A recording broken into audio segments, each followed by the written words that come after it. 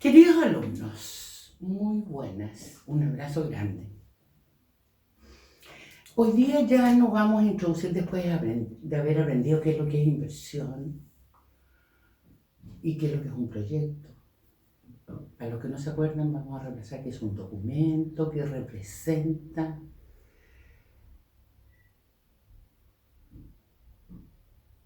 El estado en que está desde una idea hasta que el proyecto está muerto.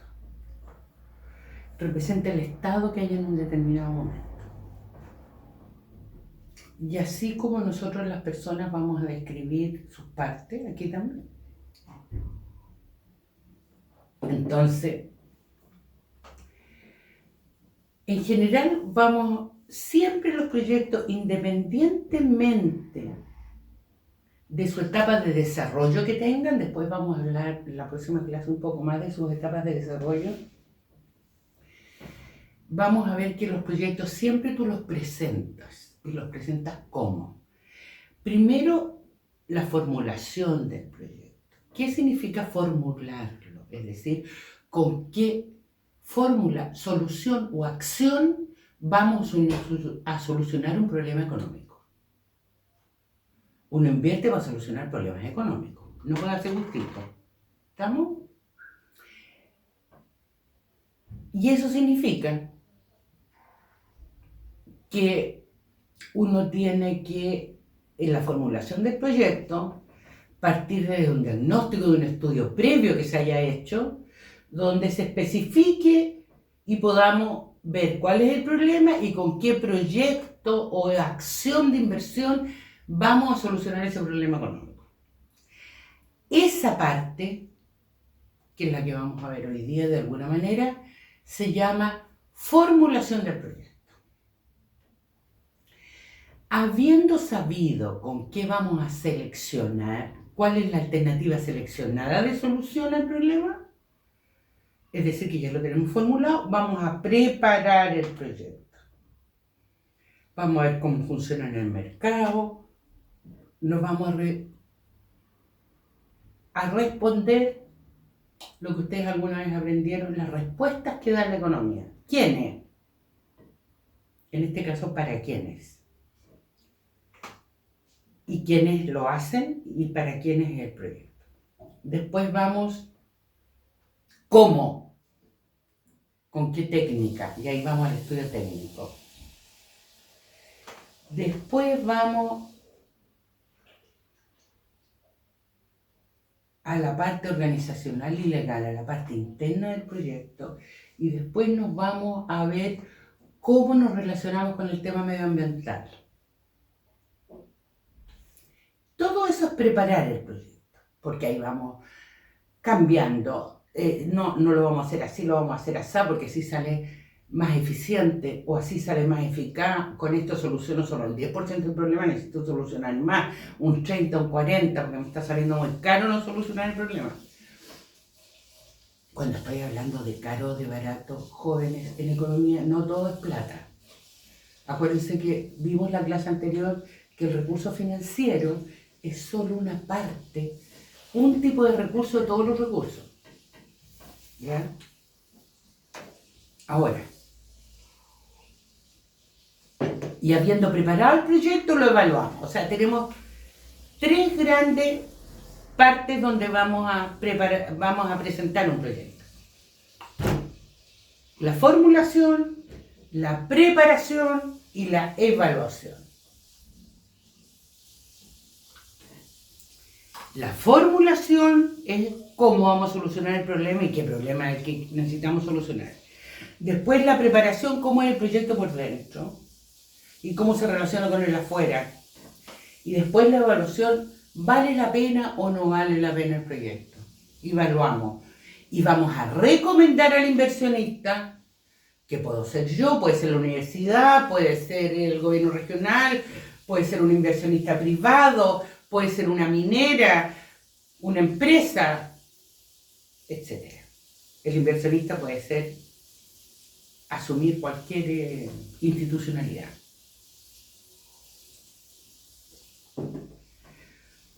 Entonces vamos a partir formulando el proyecto.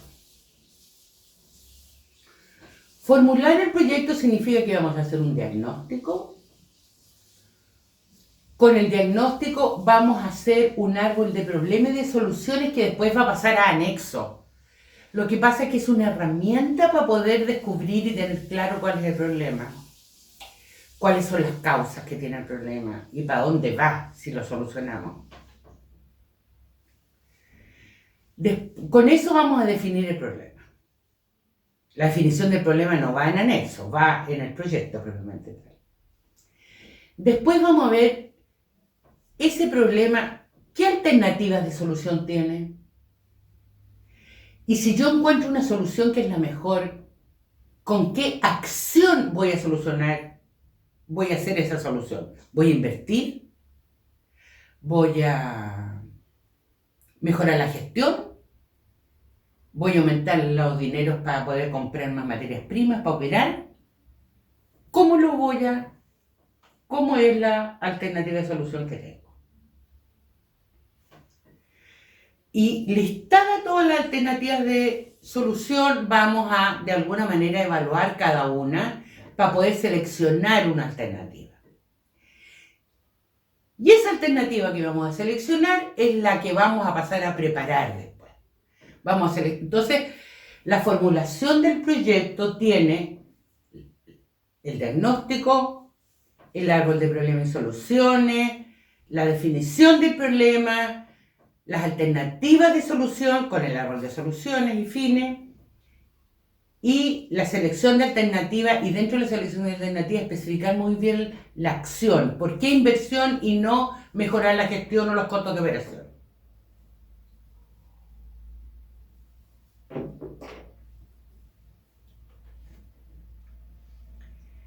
Habiendo seleccionado una alternativa de solución que es de inversión, porque podemos haber seleccionado una que no es de inversión, entonces no vamos a hacer proyecto de inversión. Pero sí vamos a hacer proyecto de inversión, entonces vamos a preparar. Y la preparación tiene 4 capítulos o componentes. Vamos a estudiar el mercado, tanto del queque, es decir, del producto que vamos a producir con esta inversión, y como el mercado de abastecimiento, si es que hay algún producto, un bien o servicio que son relevantes e indispensables para el proyecto y que es difícil conseguirse, entonces hay que estudiar ese mercado de abastecimiento. Por ejemplo, si yo voy a tener un molino, yo tengo que estudiar el mercado del trigo, porque es relevante. Bien. Entonces, el estudio del mercado.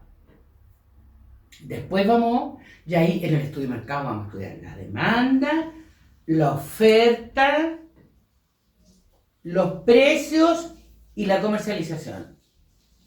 ¿Cómo nos vamos a relacionar con los consumidores? Porque todo eso tiene costo. Entonces, preparar el proyecto significa estudiar todos los esfuerzos y costos que tiene que hacer un proyecto para que valga la pena. El segundo capítulo es el estudio técnico, donde vamos a aprender cómo vamos a hacer esto. ¿Cómo lo vamos a hacer?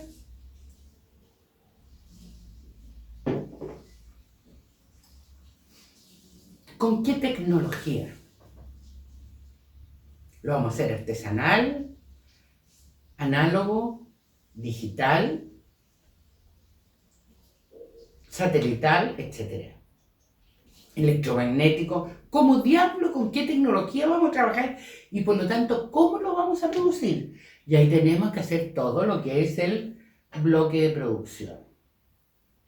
Si hay que construir algo o determinar áreas de territorio para poder ejecutar ciertas cosas, necesitamos hacer un programa técnico arquitectónico.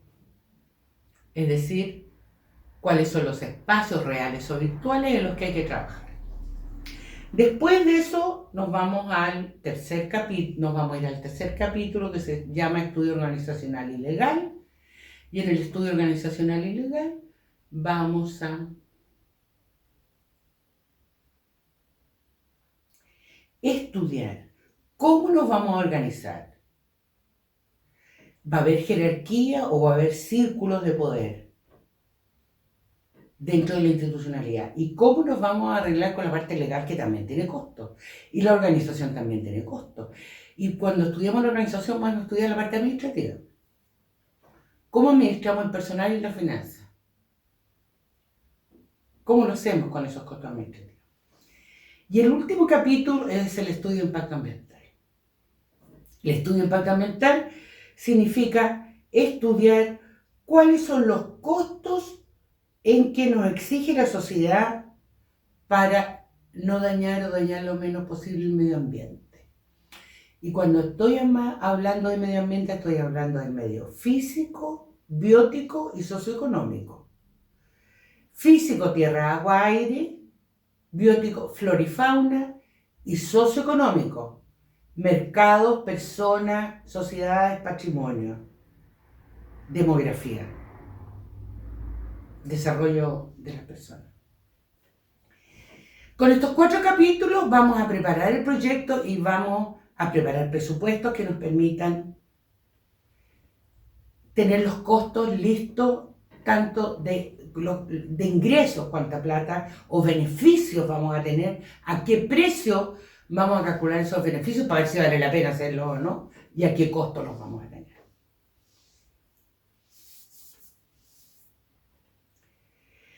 Y de ahí vamos a pasar a la última parte, que es la tercera parte del curso, que es la evaluación de proyectos, donde vamos a aprender a hacer flujo de caja, que son unas matrices que tienen ítems y tiempo. ¿Cómo vamos a ir invirtiendo y ganando plata en el tiempo? Y después vamos a aprender, con los resultados de ese flujo de caja, vamos a aprender a calcular indicadores. Indicadores de rentabilidad social y privada. Y ahí tenemos VAN, TIR, CAE. Hay muchos, pero estos son los más usados. VAN significa valor actual neto, TIR significa tasa interna de retorno y CAE significa costo anual equivalente. Y después de eso vamos a aprender en la última clase a interpretar los resultados. Dados ciertos resultados, ¿qué podemos hacer? ¿Tenemos algún margen para modificar el proyecto y disminuir los costos y aumentar los ingresos? ¿O la rentabilidad es buena? ¿O el proyecto está mal hecho porque la rentabilidad es demasiado grande y eso no existe? ¿Estamos? Entonces hay que avanzar en otras etapas de solución del tema. Esto en general son las 3 partes del proyecto. Repito, formulamos, preparamos y evaluamos. ¿Estamos? El ramo se llama preparación y evaluación de proyectos, pero tenemos que formular. No se llama así, pero debiera ser. Entonces vamos a volver a la formulación. Vamos a repasar. ¿Qué vamos a repasar? Desde que la inversión es una solución para un problema económico. El problema económico es cuando enfrentamos necesidades con recursos. Las necesidades tienen 2 características, a lo menos, tienen muchas, pero las 2 son las más importantes, relevantes para este tema. Que son crecientes, que tú solucionas una y te aparecen otras, crecen y crecen y crecen. Y son jerarquizables, es decir, uno puede ponerle valor monetario o ético y decir esto es primero, esto es segundo, esto es tercero, esto es cuarto, esto es quinto, etc. Uno lo puede ordenar, decir esto es más importante que esto otro. Esas son las necesidades. Y las necesidades las enfrentamos socialmente ¿con qué? Con los recursos. Y como los recursos son escasos, tenemos problema económico. Si los recursos son escasos, no hay problema económico. Todavía en el mundo hoy día, el aire no constituye un problema económico. ¿Dónde constituye un problema económico? Y hay que hacer inversiones en las grandes urbes. Porque la calidad del aire es muy mala. El aire limpio es muy escaso. Entonces, es un problema económico. Y hay que solucionarlo.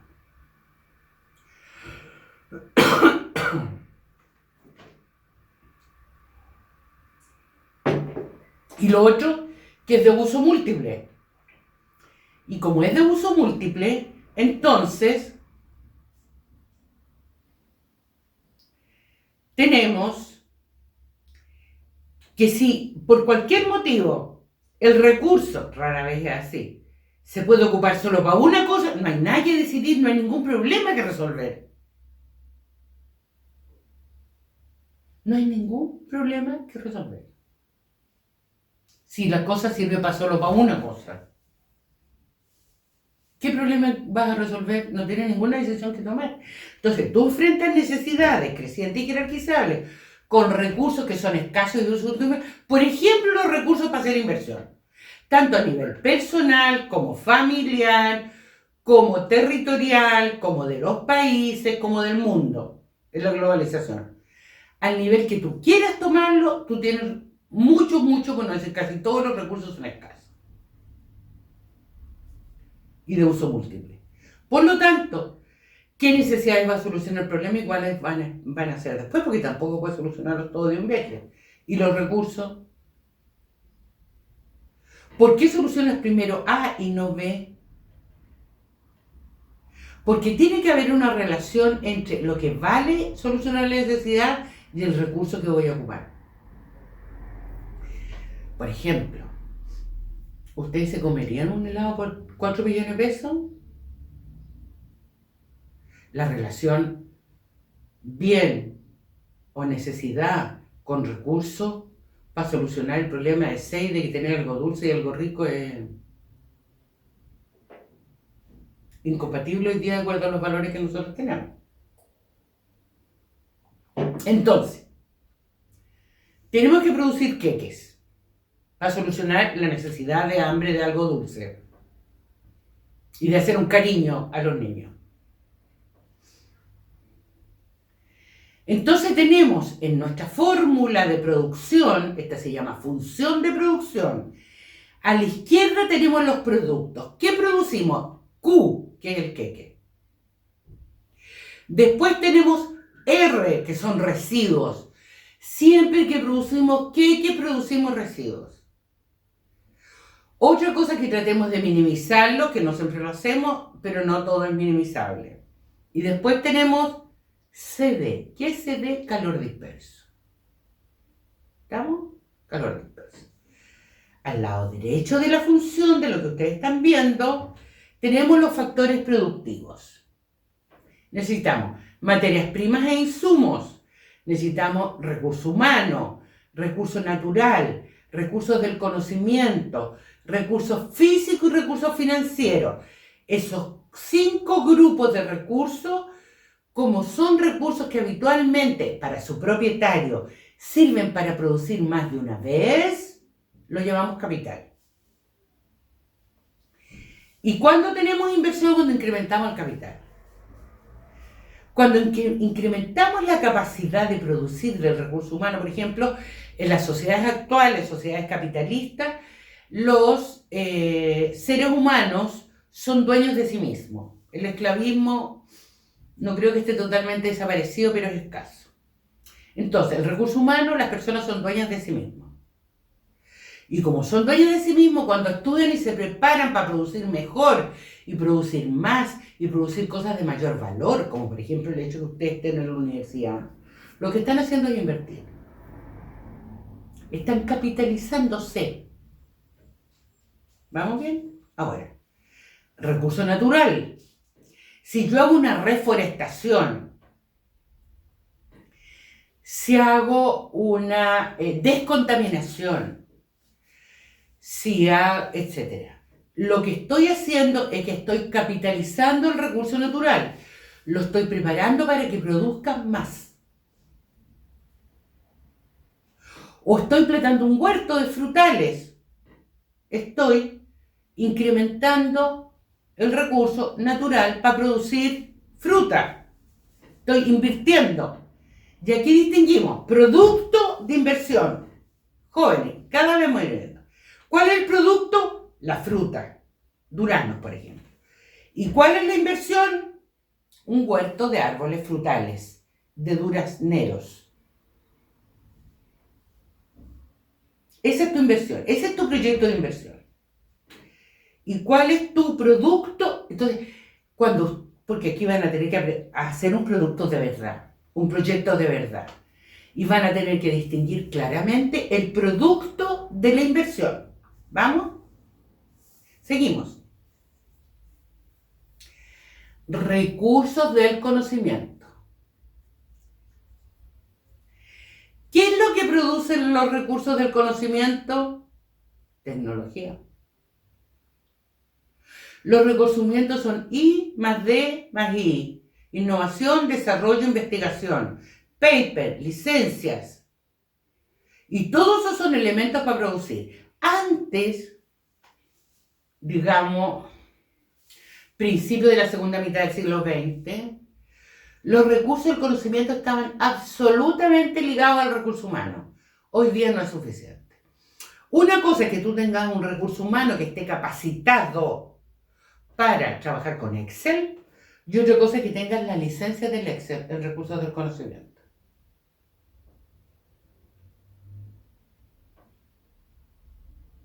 El dueño de la licencia de Excel es el capitalista del Excel. Acá lo que tiene es un recurso humano capaz, con capacidad de usar el Excel, pero no es el dueño del Excel. ¿Estamos? Sigo.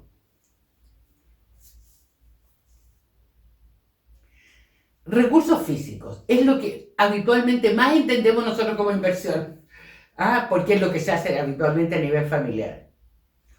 En recursos físicos tenemos, ¿no es cierto?, en infraestructura.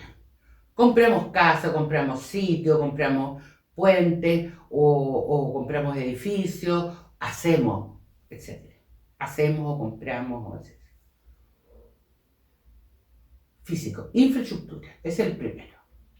Que en infraestructura es todo lo que está ligado al suelo. Y después de eso tenemos equipos. Equipos son todos los bienes muebles, no inmuebles, porque los inmuebles son la infraestructura, lo que tú no puedes mover, lo que está ligado al suelo. Ahora son los bienes muebles. Y los bienes muebles, ¿qué vamos a ver con los bienes muebles? Vamos a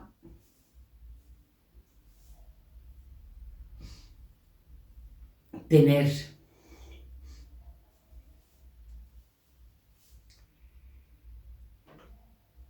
equipos y equipamiento. Y los equipos, distintos del equipamiento. ¿Qué son los equipos? Aquellos que tienen o usan energía. Y el equipamiento son los que tienen ni usan energía. Vamos a distinguir. Equipos. Tú equipas una casa cuando compras el televisor, el refrigerador, la cocina a gas, la campana de cocina, el ventilador, la lámpara del velador, etc. Estás equipando. ¿Vamos? Y vas a comprar equipos y vas a equipamiento. Antes se llamaba habilitaciones, pero hoy día se llama equipamiento. Y vas a ponerle equipamiento cuando compras el menaje, las herramientas, los muebles que no tienen energía como los sofás. Entonces, por ejemplo, una cama, ¿cuándo es equipo? Cuando es de esas camas que se enchufan para que se desinfectan, o se enchufan para moverla para arriba, para abajo, para la izquierda, para la derecha, etc. Ese es un equipo. ¿Y cuándo es un equipamiento? Es la cama típica que tenemos nosotros en las casas, sin enchufarla en nada, sin uso de energía. ¿Estamos?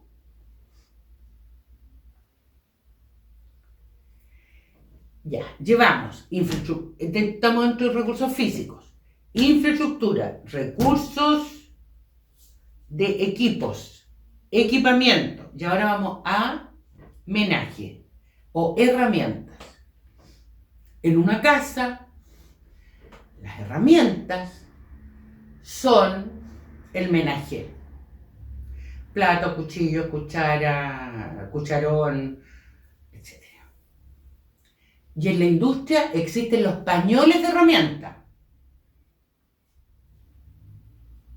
Hoy día existe a veces una duda respecto a dónde diablo pones, por ejemplo, el desatornillador eléctrico. ¿Dónde lo pones? Sobre todo si es autónomo, no tienes que enchufarlo, tiene pila. Ahí toman ustedes una definición. Entonces estamos en el cuarto grupo, que son herramientas, que en la casa, en un hogar se llaman menajes. Y después vamos con los vehículos, que también son recursos físicos. Entonces, los vehículos que necesitamos nosotros para trabajar, para operar. Y que en algún momento vamos a decir si lo necesitamos. Después vamos a decidir si arrendamos o compramos. Y vamos a ver qué resulta mejor. ¿Vamos? Entonces, estos 5 grupos, recursos humanos, naturales, del conocimiento, físicos y financieros, son capital. Y me va quedando el financiero. ¿Qué es el financiero? El capital de trabajo. Es el dinero que necesita para darse vuelta. Estamos repasando, ¿ah? El dinero que necesitas para darte vuelta. Por ejemplo, supongamos que tú entras a trabajar y tú le pides a tu mamá que te preste o a tu papá 100 lucas para pagar movilización y comprarte un cafecito o una bebida el primer mes. Cuando te paguen lo devolverás. Ya. O no lo devuelves nunca. Eso es el capital de trabajo. El dinero que tú necesitas para darte vuelta, porque entre que tú compraste todos los insumos y materias primas para producir, produces, vendes, te pagan, pasa un tiempo. Y ese tiempo tienes que seguir funcionando. No vas a parar para que te paguen. Si pagas para que te paguen, alguien tiene que poner el capital de trabajo, o lo pone cada trabajador. En los emprendimientos habitualmente es así. La gente se sacrifica el primer tiempo y no tiene remuneraciones. Lo tiene a costa de su familia o de sus ahorros, en forma personal. Y después la empresa empieza a pagar. Pero en una empresa común y corriente, donde trabajas con gente que no está capitalizada, entonces tienes que pagar. Porque si no, los trabajadores se te van. Si tienes un taller mecánico y el primer no le paga, el trabajador se te va. Porque tienes que comer. ¿Estamos? Esos 3 o 4 meses, o lo que sea, vamos a aprender después a calcular el capital de trabajo. Necesitas dinero para darte vuelta, y ese recurso financiero que necesitas invertir en el momento cero, antes de empezar a trabajar. Necesitas tenerlo. Y eso el inversionista se lo tiene que dar al que le va a dirigir la inversión. ¿Ya? Que puede ser el mismo o puede ser otro. Habitualmente uno es el inversionista y otros somos los profesionales que trabajamos en inversión. ¿Ya? Estamos repasando. Dijimos que inversión era aumento del stock de capital para expandir las posibilidades de producción, que permiten aumentar el ingreso y aumentar el bienestar. Y por otro lado, del punto está el ahorro. Entonces, es el uso productivo de bienes y servicios que se dejan de consumir en el presente para lograr una mayor producción en el futuro. Es decir, por ejemplo, si yo quiero comprar un auto en mi casa porque quiero invertir, entonces, y no tengo crédito, entonces tengo que juntar la plata. Entonces, lo que yo hago es que de mi sueldo dejo una parte para ahorrar para comprarme el auto y otra parte la consumo. ¿Me expliqué? Eso que ahorré es ahorro. Y ahorro financia la inversión. La inversión permite el crecimiento, producir más. Si siempre estamos tratando de producir más. Otro problema económico es la distribución de la renta. Otro problema económico es sustentabilidad ambiental. Eso lo vieron alguna vez. Pero para poder invertir los recursos son escasos porque tú compites con el consumo. El gasto compite con el consumo tanto a nivel público como a nivel privado. En el sector público, tú en algún momento tienes que ver si vas a hacer una escuela o vas a aumentar las raciones alimenticias para los niños. Y todo depende de la condición en que esté la sociedad, ver qué es lo que más importante en un determinado momento del tiempo. Estos recursos escasos que tienen que decidirse en qué se ocupan, nos dice que tenemos que aumentar la rentabilidad de la inversión. O sea, estos recursos que son tan escasos los tenemos que bien aprovechar, porque nos sobran. Y como tenemos que bien aprovecharlo, una de las obligaciones, y sobre todo el sector público de las universidades, es aumentar la rentabilidad de las inversiones. Que las inversiones sean de mejor calidad. Y por eso en la universidad, en muchas carreras, se introduce este ramo de preparación y evaluación de proyectos, porque necesitamos que las inversiones que hagamos sean las mejores posibles, porque eso va a significar porque siempre dejamos de hacer algo para hacer otra cosa, siempre. Nunca podemos hacer dos cosas. Entonces, significa mejorar la calidad de inversiones respecto de la cantidad de las inversiones. Habiendo terminado este repaso, y me interesaba a mí, porque si no partimos de buena base, el edificio se va a caer. Entonces, vamos a aprender otra cosa teórica, que es el ciclo de vida de un proyecto. Y vamos a hacer la homologación con una persona. Vimos hace poquitito los capítulos y componentes de un proyecto que los veíamos cuando hagamos la preparación. Estudio de mercado, estudio técnico, estudio organizacional y legal, estudio de impacto ambiental. Esos son los componentes de un proyecto. En el caso de una persona, tenemos cabeza, tórax, extremidades inferiores, extremidades superiores, por hacer una analogía. Las partes son las mismas. Otro concepto es el ciclo de vida del proyecto. ¿En qué etapa de desarrollo está el proyecto? Y la etapa de desarrollo, al igual que las personas, tiene que ver con el grado de madurez. Cuando un proyecto está bien maduro, está bien viejo, y a veces la madurez no tiene que ver necesariamente con la edad, pero en muchos casos sí, ¿no es cierto? Y ustedes entenderán que yo a esta edad no me voy a preocupar si me caso, si no me caso, si tengo hijos, si no tengo hijos y qué carrera voy a estudiar. Eso lo tengo resuelto y ya incluso estoy terminando la etapa de operación. Y ya luego voy a entrar en la etapa de abandono. Porque hay un ciclo de vida. Las personas parten, por ejemplo, la idea del proyecto. No siempre se parte de una idea. A veces las guaguas nacen sin haber tenido idea que van a nacer las guaguas. Idea de proyecto.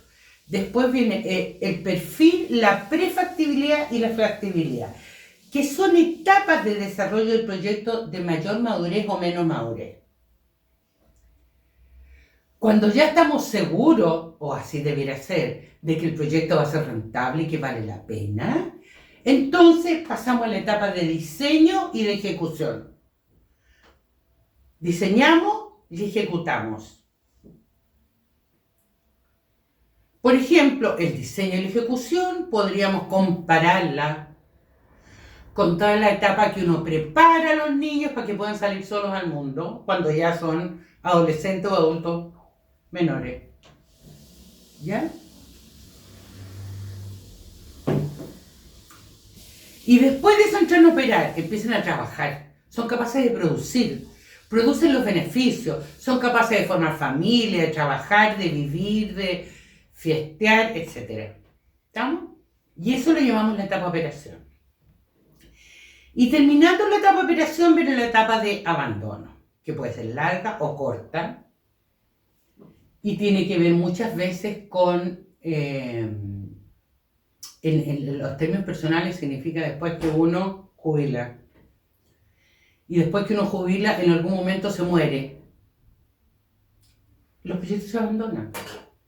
¿Ya? Hay que cerrarlos. Es sano cerrarlos para que haya o reingeniería del proyecto, es decir, tenemos el proyecto y lo mejoramos sustantivamente,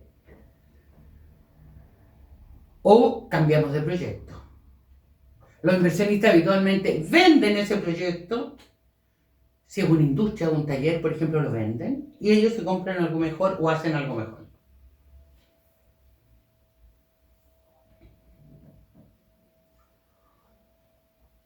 Vamos viendo entonces.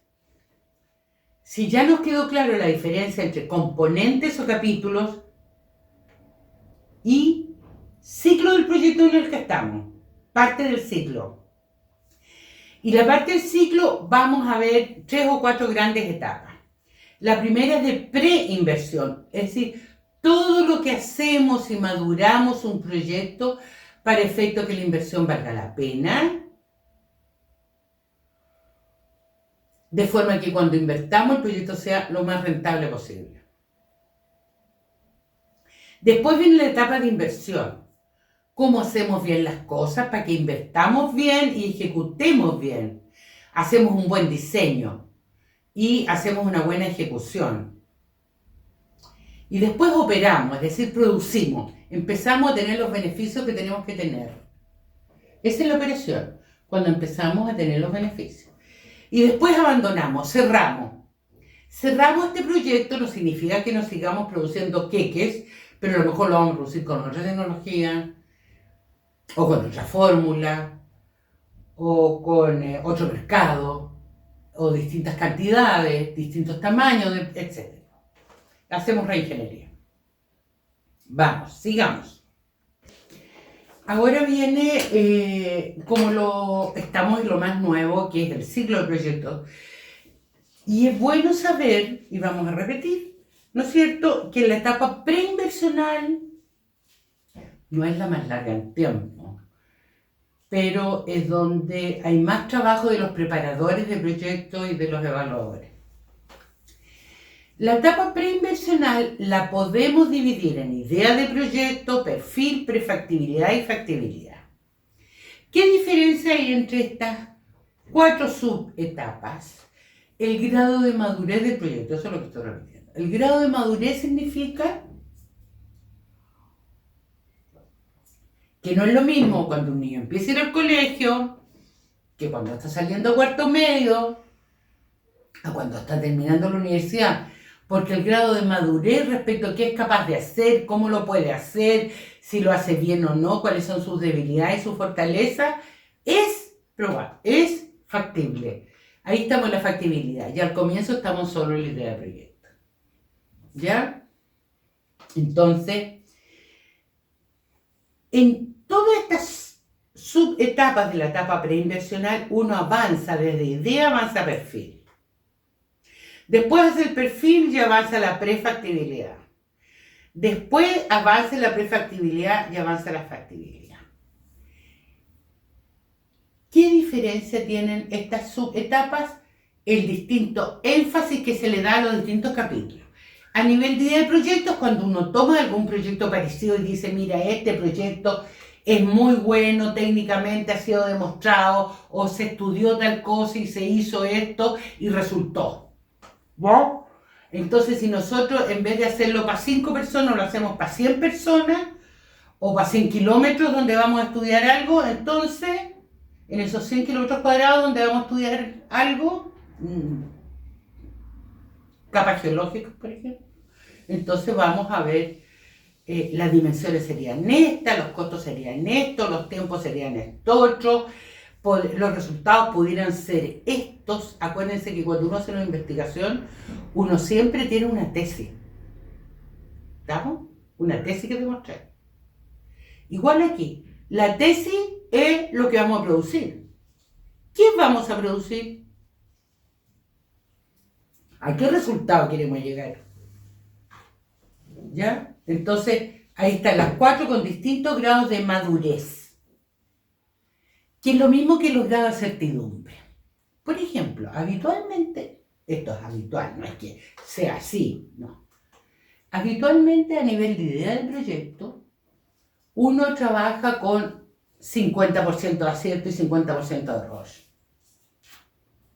O se equivocan todo o le acierta todo. En ese margen se mueve. Habitualmente la idea del proyecto tiene que ver con unas 5 o 6 hojas escritas. ¿Para qué uno hace la idea? Para ver si vale la pena dedicarle tiempo al perfil. Se sienta, escribe y saca algunas cuentas y dice, ¿valdrá la pena que yo le haga el perfil a este proyecto? Ya. Si no vale la pena, hacemos abandono y reformulamos. Tomamos otra idea o la idea la cambiamos totalmente. En vez de hacer los asuntos manuales, los vamos a hacer digitales.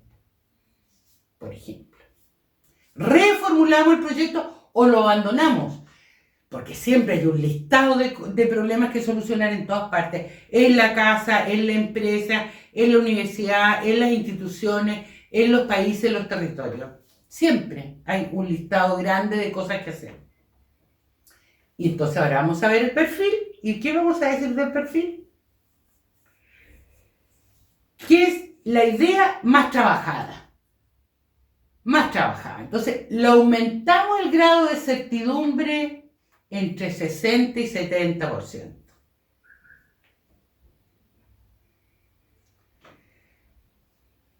Significa que habrá que hacer encuestas con ese nivel de acierto, habrá que estudiar muestras con ese nivel de acierto, etc. ¿Sí o no? Ahora,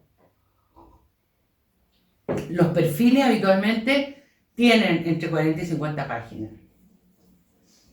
Si no te sirve, y los resultados de la evaluación después que formulas, preparas y evalúas no son buenos, reformula.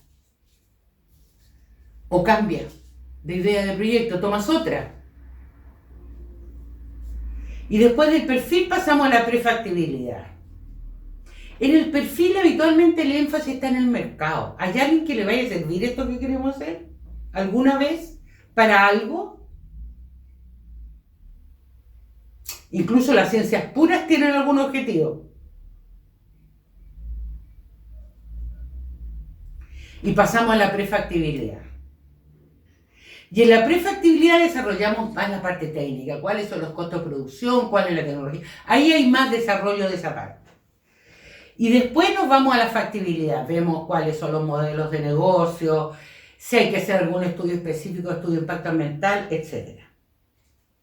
Si no, reformulamos y hace. Habitualmente a esta altura la reformulación significa hacer cambios. Entre más avanza uno en el proyecto y el proyecto ha ido siendo rentable, uno va haciendo cambios nomás. Rara vez a esta altura abandona. Puede abandonar.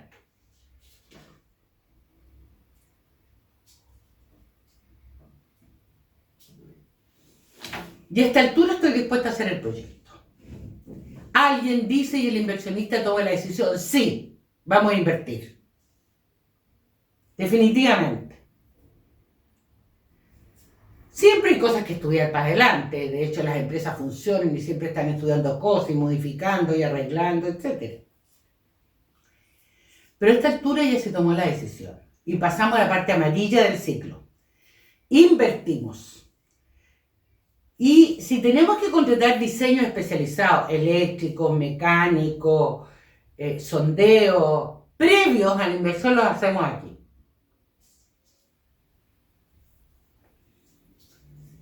Si se trata de construir algo, bueno, tendremos que hacer construcción.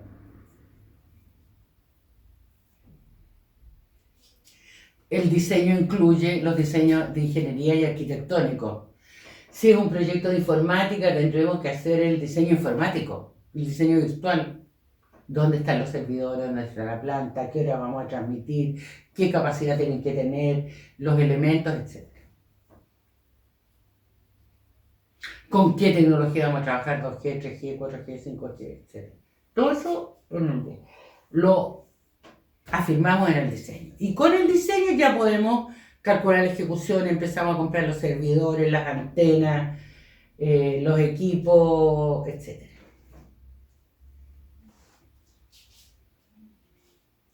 Hacemos el diseño y la ejecución y estamos listos para empezar a trabajar. Empezamos a trabajar.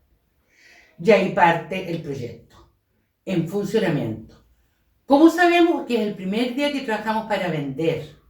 Cuando estoy hablando de vender, no necesariamente vender en plata, sino que entregar los beneficios, los flujos de beneficios que da el proyecto. Por ejemplo, entra el primer niño a una escuela. Y opera hasta que cerramos la escuela. Y ahí viene la fase de abandono, que habitualmente la fase de abandono hay que estudiarlas antes. Hoy día, con el estudio de impacto ambiental, los abandonos son cada vez más requirientes, hay que estudiarlos. Y tienen costos, no son gratis. Por si acaso. Jóvenes, hemos terminado ciclo de proyecto. Y vamos a aprender a ponerle nombre a los proyectos. Vamos a aprender a inventar nombres de proyectos, ya a ponerles nombre. El nombre del proyecto es igual que el nombre de una guagua. Habitualmente se piensa cuando está en la guata, la guagua, ya se le piensa el nombre de la guagua así. ¿Ya? ¿De qué depende la tipología? Primero vamos a aprender que hay tipos de proyectos, para poder poner el nombre. Así como hay Los aztecas distinguían 5 géneros en las personas, los occidentales del siglo XIX y XX distinguían 2 géneros, femenino y masculino, hoy día se distinguen 3 o 4, y los aztecas distinguían 5. Ya, los proyectos tienen 3 tipos de proyectos. Proyectos que se llaman proyectos que se llaman programas y proyectos que se llaman estudios básicos.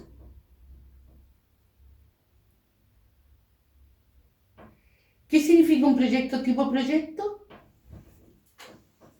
Significa que incrementamos preferentemente el capital de recursos físicos y o recursos financieros. Recursos físicos o recursos financieros. En los programas, ¿cuándo un proyecto es tipo programa? Cuando incrementamos preferentemente el recurso humano y o el recurso natural. Y los estudios básicos, porque hay otros tipos de estudios que no son básicos, lo vamos a explicar después, es cuando incrementamos los recursos del conocimiento para la sociedad en su conjunto. ¿Vamos? Ejemplos. Proyectos de recursos físicos.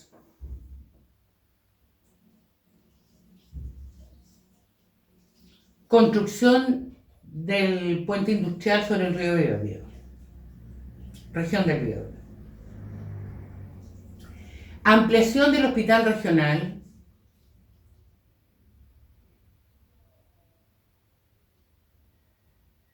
De Concepción.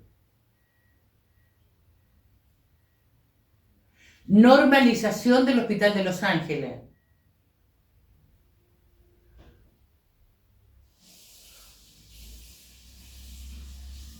Construcción del liceo multicultural bilingüe en Alto Biobío, región del Biobío. Proyectos tipo proyectos, son todos los que tienen que ver con recursos físicos. Por ejemplo, equipamiento del taller de la Universidad del taller de física de la Universidad Santa María, sede de Talcahuano. Proyectos tipo proyectos. Adquisición de vehículos, adquisición de ambulancia, etc.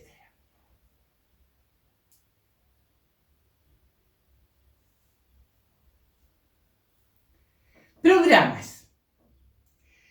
¿Qué cosas podemos capitalizar el recurso humano? ¿Cuándo capitalizamos el recurso humano? Cuando aumentamos la vida en cantidad o en calidad o su productividad. Por ahí nos damos vuelta. Por ejemplo, programas de vacunación. Programa alimentario escolar en Chile, de la UNAEF. Eso es un programa alimentario. El programa del medio litro de leche en Chile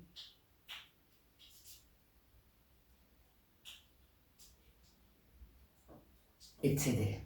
Recursos humanos. Incrementamos la capacidad de recursos, programas de capacitación, programas de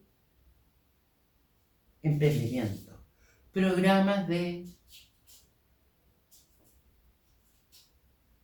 salud, programas de mejoramiento de la calidad del aire. Pero ahí ya pasamos al recurso natural. ¿Vamos? Programas que tengan que ver con recursos naturales. Son programas relativos a las profesiones. Por ejemplo, si tiene que ver con bosque, esta cosa puede ser forestación, reforestación, limpieza del bosque, etc. Si tiene que ver con la ciudad, aire, ruido, calidad de las aguas.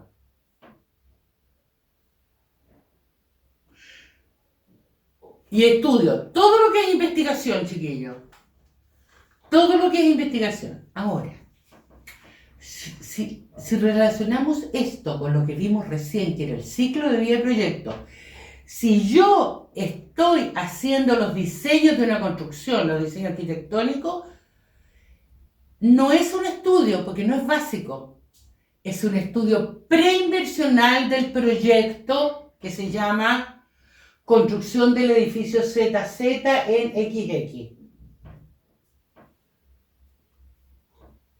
Entonces vamos a distinguir programas preinversionales de programas de estudios básicos. Los estudios básicos incrementan los recursos del conocimiento y los estudios preinversionales son estudios previos o entre medio para poder ejecutar o hacer bien, estudiar bien un proyecto o hacer bien un proyecto. ¿Estamos? Entonces ahí distinguimos. Ahora, los programas también pueden tener estudios básicos y estudios remedios. Habitualmente de los estudios básicos se deducen programas y proyectos. Habitualmente. ¿De dónde salen los estudios, los programas y los proyectos? De diagnóstico. Y los diagnósticos son habitualmente estudios. Entonces, en proyectos tenemos construcción, adquisición, normalización, relocalización. En los programas tenemos capacitación, entrenamiento, educación, programas relativos a salud, etc. Y en recursos naturales tenemos forestación, reforestación, programas de control de la mosca a la fruta, por ejemplo. Ese es un programa de recursos naturales. Que hacemos vigilancia en los recursos naturales para que no se contaminen. Programas de recuperación de recursos naturales, programas de recuperación como por ejemplo el PRAT, programas de recuperación ambiental de Talcahuano, que fue muy importante y fue muy efectivo. Yo cuando empecé a trabajar en los años fines de los 70, 80, me tocó trabajar en Hospital Higueras. Y yo iba para allá y me iba vomitando porque el olor que había era espantoso, espantoso, espantoso, espantoso. Jóvenes, tipos de proyectos. Vamos ahora a aprender nombres de proyectos.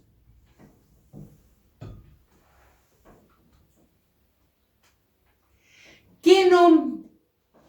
Así como en los seres humanos, los proyectos tienen un nombre de pila, 1 o 2, apellidos, 1 o 2, dependiendo de la sociedad en que estemos.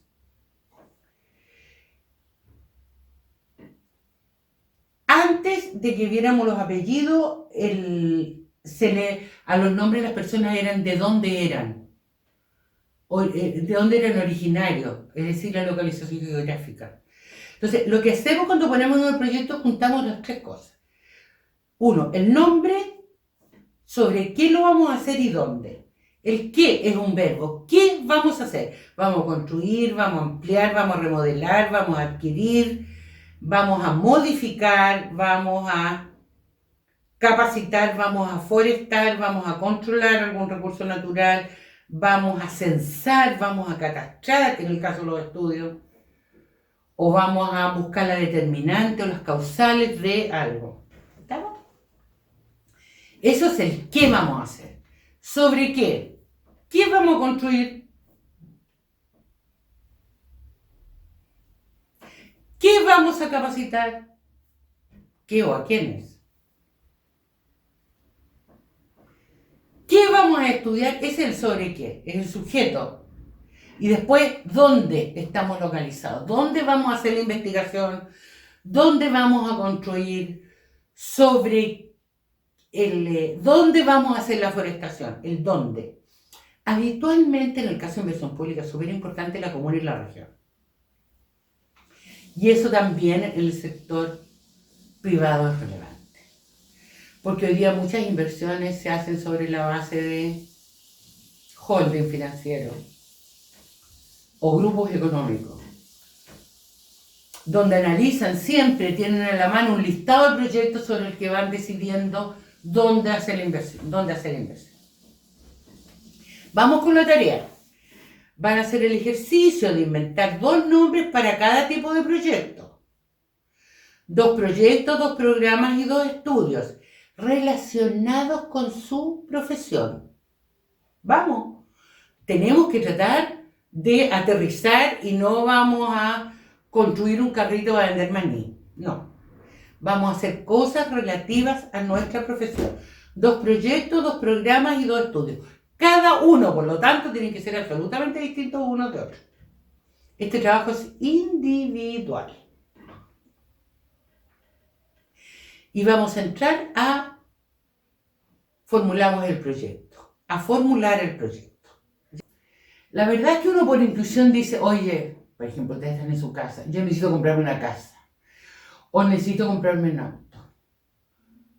Supongamos que esas son inversiones personales. O necesito poner plata en la cuenta 2 de la AFP para poder tener mejor renta por el futuro. Inversiones personales. Entonces, hay cosas que aparecen como evidentes porque uno en la cultura personal, tiene como que cosas que son rentables. ¿Estamos? Pero cuando uno va a poner un proyecto de inversión institucional, va a competir con otros fondos, uno tiene que convencer a los otros, es decir, vender la idea de que el proyecto está bien preparado, está bien evaluado. Y para poderlo preparar bien tenemos que cumplir con el objetivo. ¿Y cuál es el objetivo? Solucionar un problema económico. Es decir, vamos a formular el proyecto. Cuando formulamos el proyecto, lo que tenemos que hacer son las siguientes cosas. Tenemos que hacer un resumen. Para efectos de perfil puede ser una página, 2 páginas, de algún diagnóstico en el que uno se basa para saber cuál es el problema. Y vamos a entender primero cuál es el diagnóstico, porque si no hubiera diagnóstico, el diagnóstico lo tenemos que hacer. Habitualmente los diagnósticos existen. Ahora puede ser el diagnóstico en una situación similar. ¿Ya? Puede ser el diagnóstico de una situación como un campo de investigación muy similar al que nosotros queremos hacer. Y a nivel de idea de perfil lo podemos aprovechar. Después habrá que actualizarlo si se requiere. Entonces, vamos a entender por diagnóstico un proceso de análisis, medición e interpretación que ayuda a identificar cuáles son las situaciones que son problemas y los factores causales implicados a fin de obtener los antecedentes necesarios para planificar u orientar la acción. ¿Ya?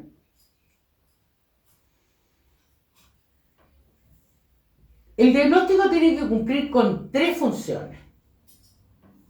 Tiene que describir la situación actual, explicarla, es decir, por qué pasa. ¿Qué fue primero, el huevo o la gallina? ¿Qué produce qué? ¿Qué impacta sobre qué? Y después de eso hacer prognosis. ¿Qué prognosis? Es pronosticar lo que va a ser en el tiempo si no hacemos proyectos.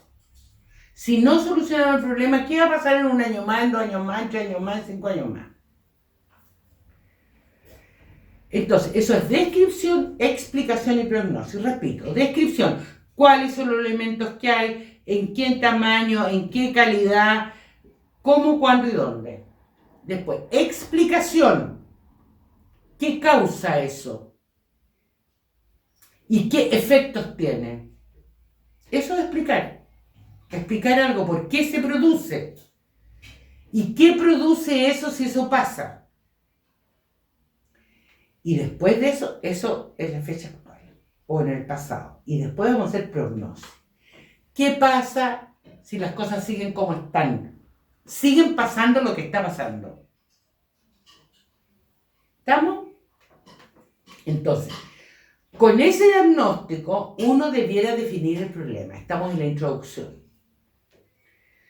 Habitualmente uno especifica el problema en la introducción, ¿no es cierto? Hace un resumen del diagnóstico y después define el problema. Y cuando resume el diagnóstico, describe, explica y pronostica. Y ahora vamos a definir el problema. ¿Qué vamos a entender por problema? El problema es estado o situación insatisfactoria que no puede ser resuelta en forma autónoma por los afectados. El problema lo vamos a entender como un estado o situación insatisfactoria que no puede ser resuelta en forma autónoma por los afectados.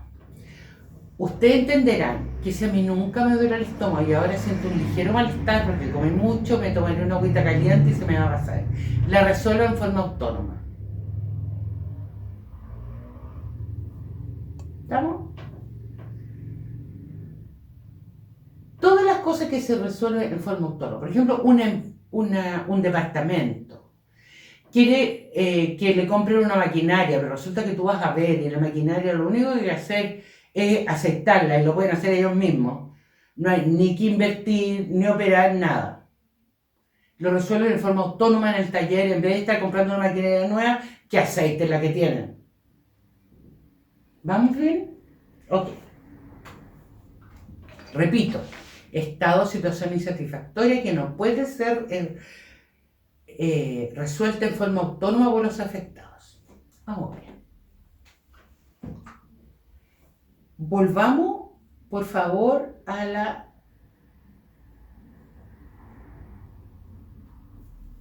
transparencia donde hicimos el repaso del problema económico, necesidades versus recursos.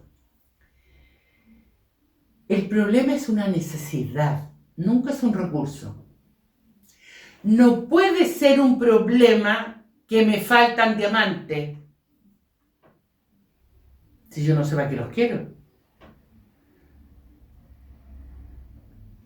A lo mejor los reyes de los imperios necesitaban diamantes para ostentar y poner luces, hacer el marketing. Bueno, ahí hay un problema. Ellos necesitan mantener un estatus, una posición de semidioses frente a la plebe. Esa era su necesidad.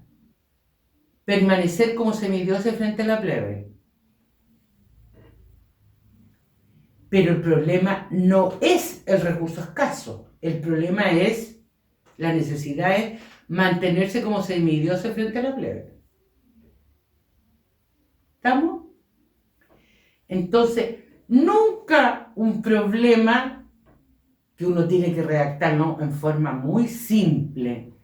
El problema uno lo puede redactar como el objetivo central del proyecto que va a ser de inversión para aumentar qué tipo de producción y para qué. Lo puede redactar como objetivo central. Pero cuando uno sintetiza, lo tiene que sintetizar como un lema. Una línea. Y en esa línea uno no puede poner, me faltan diamantes. O escasez de seguridad. Entonces voy a hacer un proyecto para aumentar la seguridad, voy a poner luces en toda una comuna. Para aumentar la seguridad de los ciudadanos. No puede ser escasez de luz.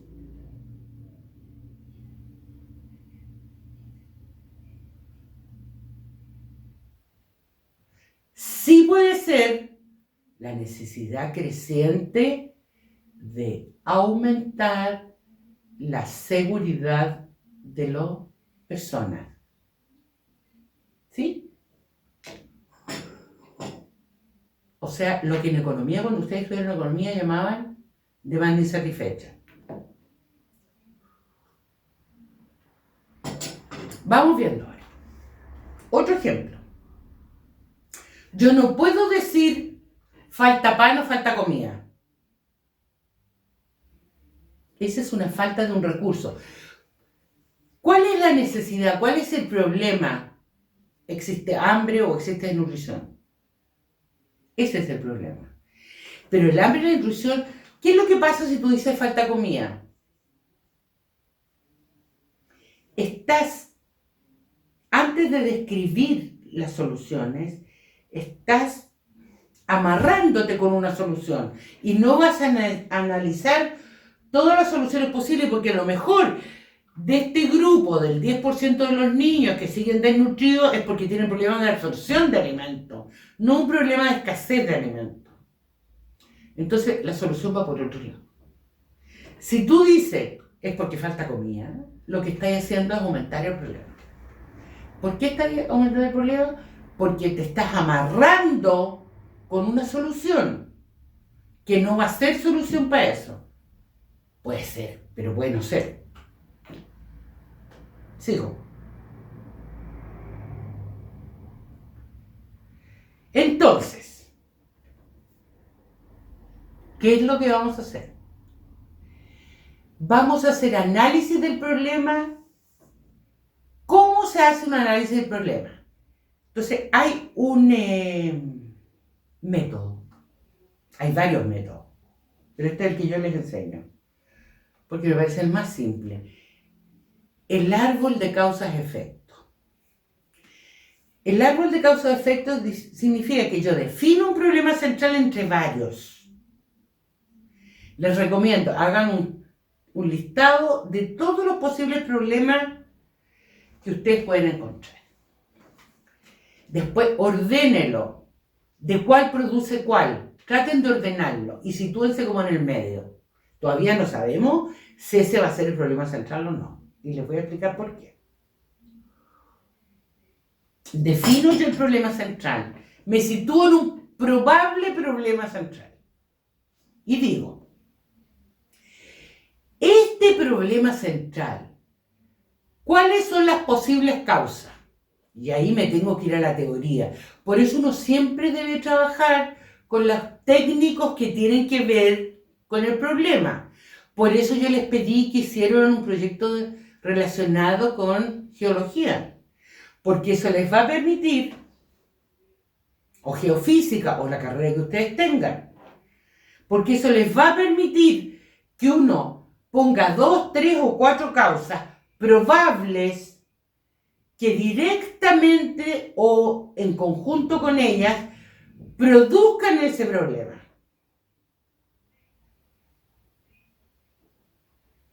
Por ejemplo, causa de los niños desnutridos. 1, falta comida. Probable.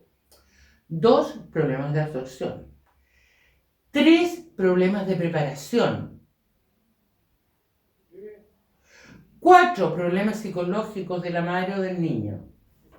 Ahí tenemos 4 probables problemas. Y eso puede juntar, esa causa puede ser cada una por separado o en conjunto. En lo que se llama investigación estadística multivariada, uno lo que hace es ver cuál es el peso de esa causa en el problema. La causa 1 solita, por ejemplo, un 5%, la causa 2 solita un 3%, la causa 1 más la 2, cuando están juntas, es el 15% de la causa, de lo que produce el problema.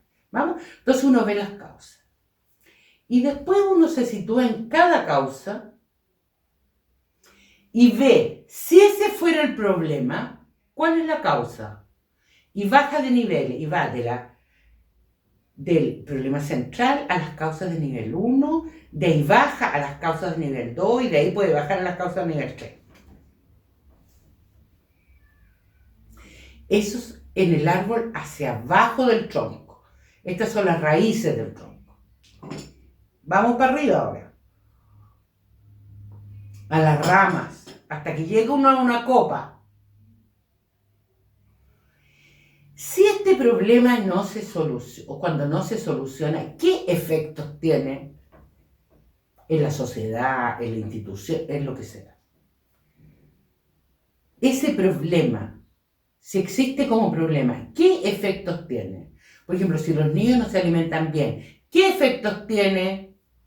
Retardo en el desarrollo psicomotor, retardo en el problema intelectual, las madres no pueden salir a trabajar, mayor costo de la educación, muerte temprana, etc.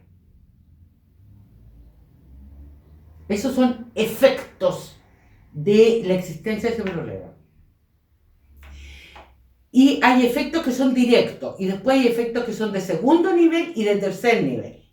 En el tercer nivel uno siempre trata de llegar a problemas de crecimiento económico, a problemas de equidad o a problemas de sustentabilidad mental o calidad de vida. Uno trata de llegar en ese efecto, es un poco para causar para que los decidores políticos que tomen la decisión de entregarte fondos o no entregarte fondos, sepan dentro de qué área se están manejando.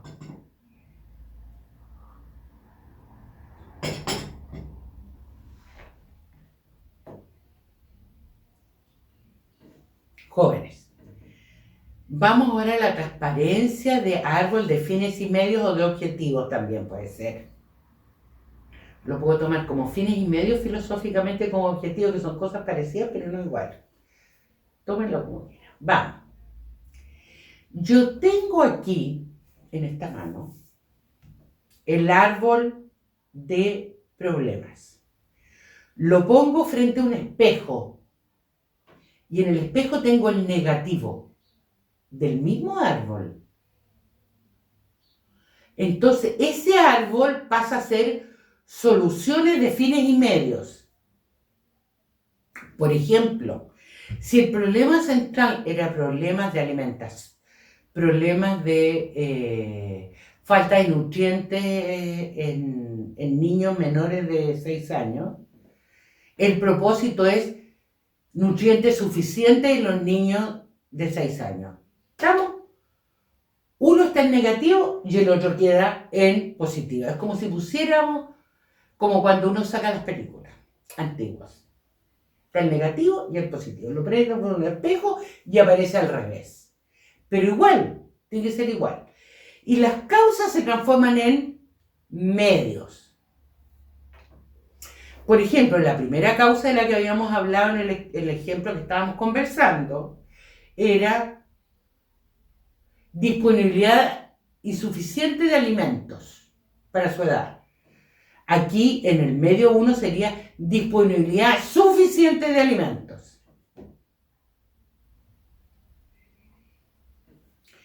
El medio 2, problemas de absorción de los niños. Control o sanación de los problemas de absorción de los niños. Ese sería el medio 2. Y así sucesivamente. Cada causa se transforma en un medio. El problema central se transforma en propósito. Y los efectos se transforman en fines.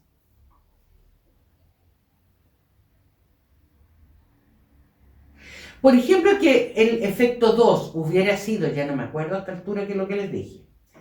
Si el efecto 2 hubiera sido desarrollo psicomotor insuficiente para su edad, el fin 2 sería desarrollo psicomotor suficiente para su edad. Uno era insuficiente, el otro suficiente. ¿Vamos? Y así sucesivamente. El ejemplo de cuántos fines o cuántos medios o cuántas causas de segundo nivel o medios de segundo nivel, efectos de segundo nivel o medios de segundo nivel y fines de tercer nivel o efectos de tercer nivel, esa cantidad depende del tema. Eso depende del tema. ¿Estamos? Entonces, hemos hecho el árbol. Entonces, tienen que hacer para el proyecto que van a seleccionar el árbol de problemas, el árbol de fines y medios y definir en 4 o 5 líneas el problema y después ponerlo como lema, chiquitito, con 3, 4 o 5 palabras, suficiente. Ojalá 3. ¿Ya? Descripción del problema. Y descripción del propósito, porque la descripción del propósito es lo que va a ser el proyecto de inversión que vamos a hacer. Ahora,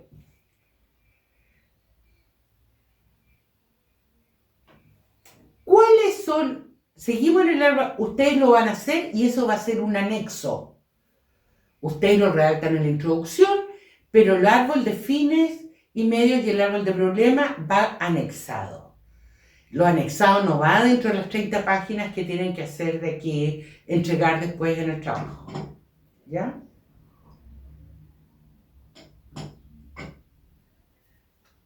Ahora,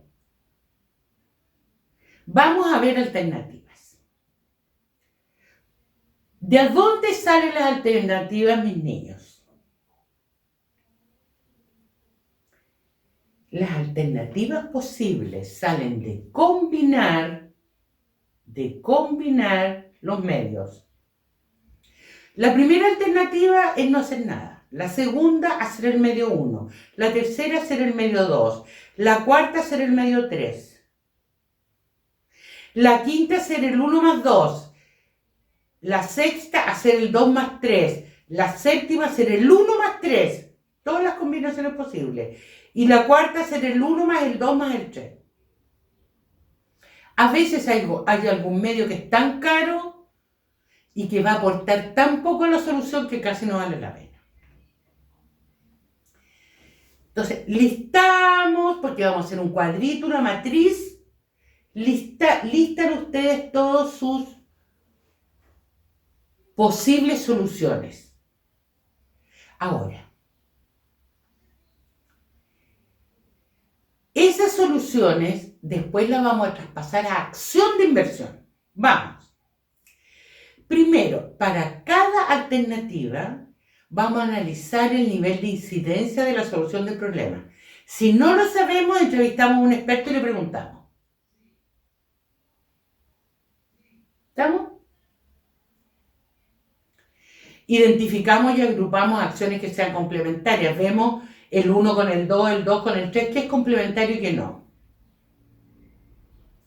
Definir la alternativa en base a las acciones agrupadas, que ya lo vimos cuando listamos las alternativas. Verificar si no se nos escapó algún medio, porque si se nos escapó algún medio, significa que se nos escapó alguna causa. Entonces, volvemos para atrás, ponemos la causa y ponemos el medio. Siempre se nos olvida que las gallinas tienen que cacarear para que alguien use el huevo. Entonces, casi siempre se nos olvida que hay una causa, que es poca difusión del problema y de las soluciones, y hay un medio que tiene que ser la difusión del proyecto para que la gente use la solución realmente. Entonces tienen que ser las dos cosas. Causa y medio. Del medio que se nos haya acabado. Y uno vuelve muchas veces para atrás para corregir si algo se me escapó o algo sobra. ¿Ya? Esto va en un loop. Uno muchas veces vuelve en el problema hacia atrás.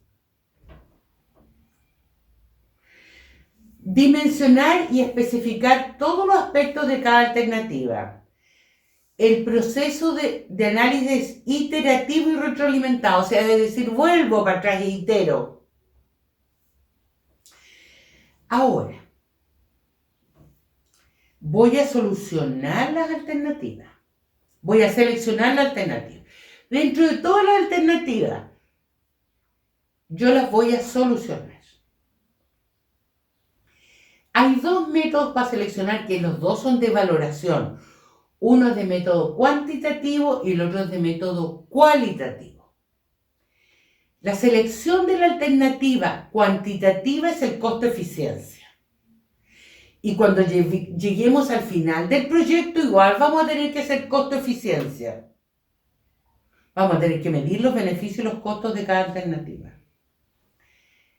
A esta altura, como todavía no hemos presupuestado, no hemos visto nada más, no nos hemos adentrado mucho en el proyecto, vamos a hacer una aproximación con un método cualitativo científico que se llama análisis multicriterio. Es decir, vamos a emplear un conjunto de criterios que nos permitan decir cuál es la mejor alternativa a esta altura. Si después volvemos al costo, cuando terminemos el proyecto de hacerlo y hacemos costo-eficiencia, a lo mejor tenemos que volver y cambiar cosas. O cuando nos demos cuenta, volvemos para atrás y modificamos. Entonces, costo-eficiencia significa lo que le dije yo, calcular los indicadores. Van, TIR y CAE. Vamos a poner indicadores que nos digan cuán eficiente es el uso de estos recursos para solucionar este problema. O mejor, destinamos los recursos a otra cosa. Y nos vamos a proximizar, insisto, con la segunda método, que es análisis multicriterio, que lo vamos a ver al tiro. Habiendo seleccionado la alternativa, hacemos el árbol de soluciones del proyecto a realizar. Lo ajustamos. ¿Qué es lo que pasa, chiquillos? Uno a veces, vamos a volver, por favor, vuelvan a mirar la transparencia del árbol de problemas. A veces uno quiere solucionar un problema, pero no tiene ninguna alternativa. Por ejemplo, si en este problema tuviéramos causa 1, causa 2 y causa 3. Resulta que la causa 1 y la causa 3 son tan caros, pero tan caro que ni siquiera todos los países europeos lo pueden solucionar, menos lo vamos a solucionar nosotros. Entonces, vamos a transformar el problema central que teníamos en eso todo a la causa 2. Y la causa 2 la vamos a transformar en problema central.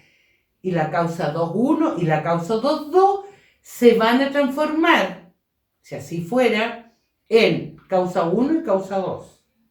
Es decir, corremos el problema central un punto más abajo. ¿Y en qué se transforma el problema central? En efecto. Y va a ser efecto 1 y vamos a contribuir a ese efecto, nosotros a mejorarlo, que es una contribución, no es una solución del problema. Nosotros solucionamos o avanzamos solucionar el problema cuando lo solucionamos sobre el 90%. Siempre queda un margen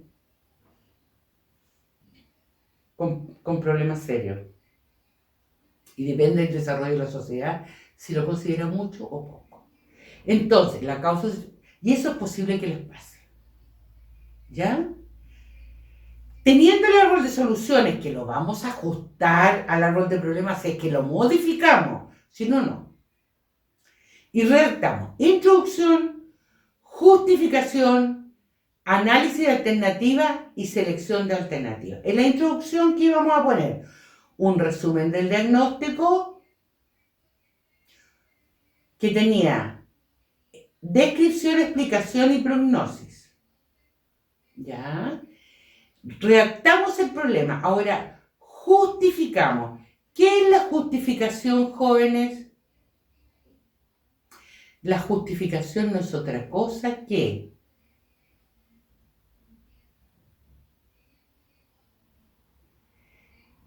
¿qué pasa si no solucionamos el problema? Se agrava el efecto 1 y se agrava el efecto 2. Y eso tenemos que decirlo. Porque si no solucionamos este problema, lo que agravamos el efecto 1 y el efecto 2. Y eso es lo que vamos a describir en la justificación. Hacemos un análisis de alternativa, decimos cuáles son las alternativas relevantes que analizamos, cuáles sacamos porque no son viables técnicamente, por ejemplo, no existe solución técnica para eso. No existe solución técnica para que el volcán Ñuble no emita gases y todas sus cosas que emite. ¿Estamos? Entonces, esa alternativa no existe. No existe la alternativa de ponerle un tapón al volcán.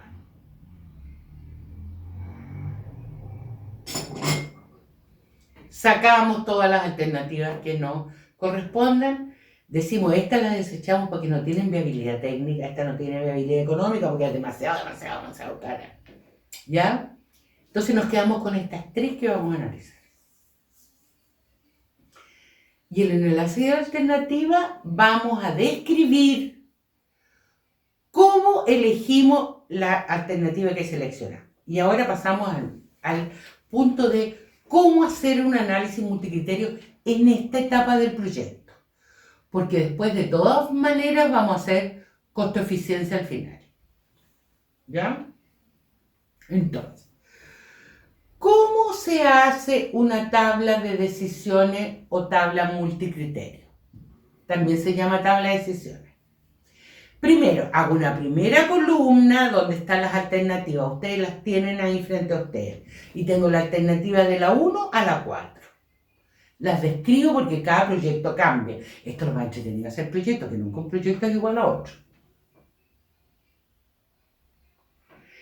Y después pongo hacia el lado, tengo la lista de alternativas, las determinantes.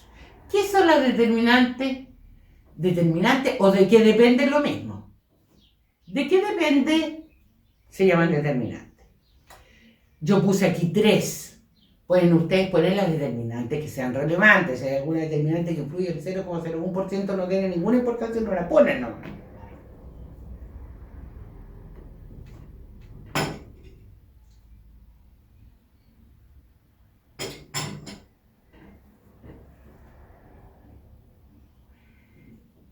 Es decir, ¿de qué depende que elija una alternativa u otra alternativa?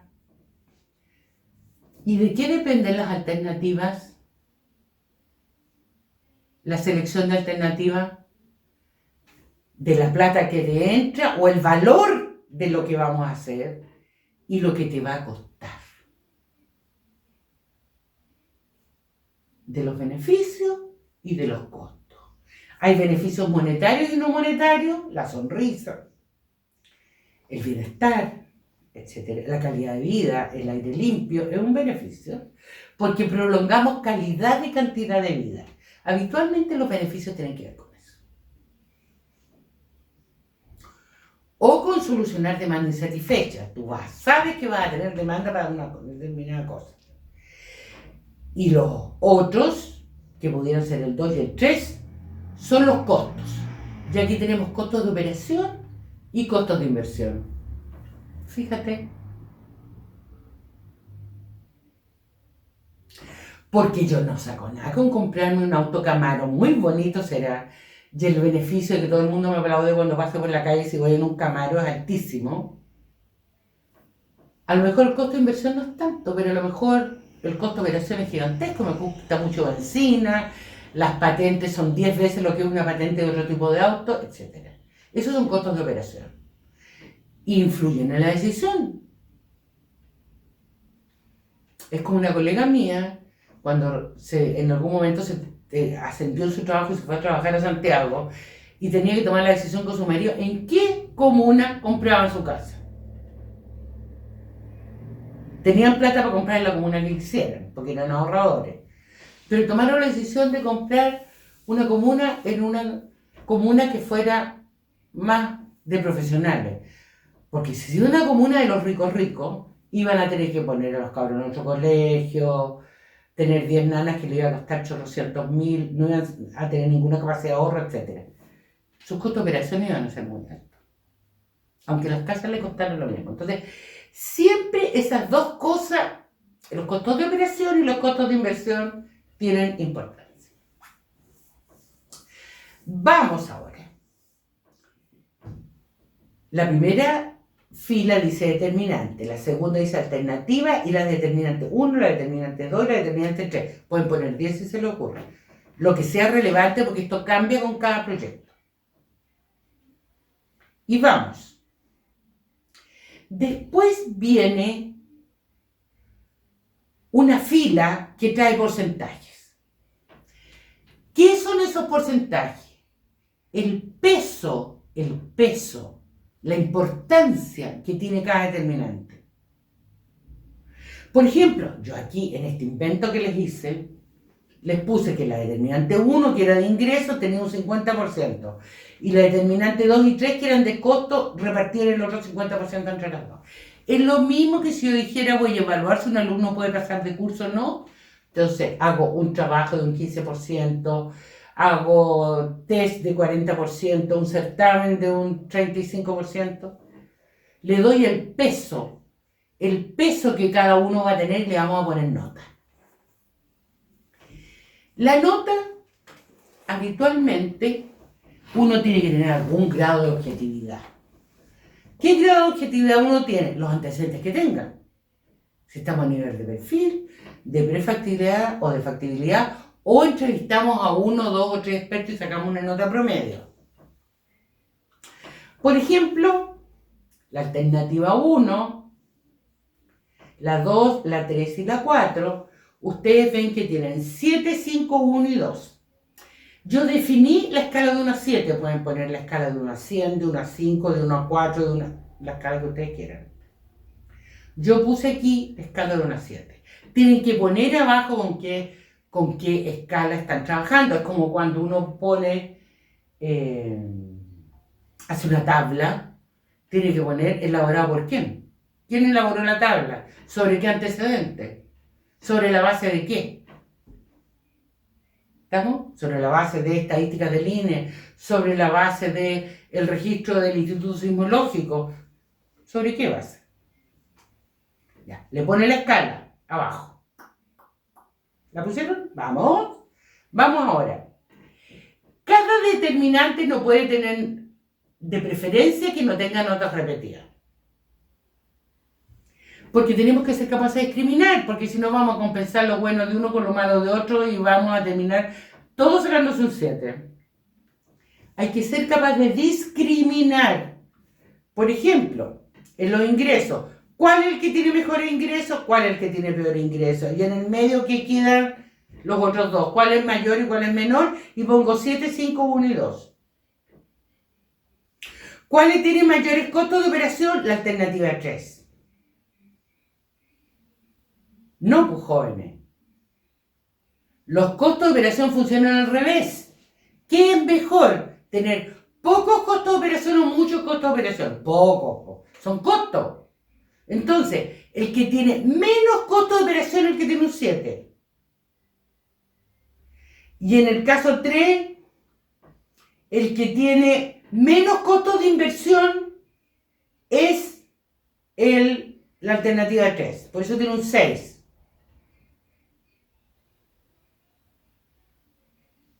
Y si yo definí como un 7 las inversiones que se han hecho antes y yo voy a tratar de hacer inversiones de menor valor, bueno, le pondré un 6. Porque aquí hubo un uso del criterio. Es un 6. ¿Por qué? Porque existe el 7. Existe otro que están haciendo esa misma inversión y están gastando mucho más que lo que yo gastaría. Con esta tecnología que quiero aplicar, por ejemplo. ¿Se fijan que es criterio? Que es criterio, hay que madurar los criterios, hay que usarlos. Yo les pido que cada cosa que ustedes vayan viendo en su casa, van a comprar algo, o la señora de la pensión va a hacer alguna inversión, o el vecino, o lo que ustedes vean en el diario o en la radio, vayan definiendo criterios. Lo harían. ¿Cuáles son las alternativas? ¿Por qué? Ya. Le puse las notas y le doy el peso. Por ejemplo, la alternativa 1 tiene 7 por 0,5, 3 por 2 por 0,25 y 2 por 0,25 tiene un 4,75. Aplico la misma fórmula a todas las alternativas y me da que la que tiene mejor nota promedio es la alternativa 1. En este ejemplo, simple ejemplo que yo le hice. Jóvenes, tomo la alternativa 1 y la redacto en una media página.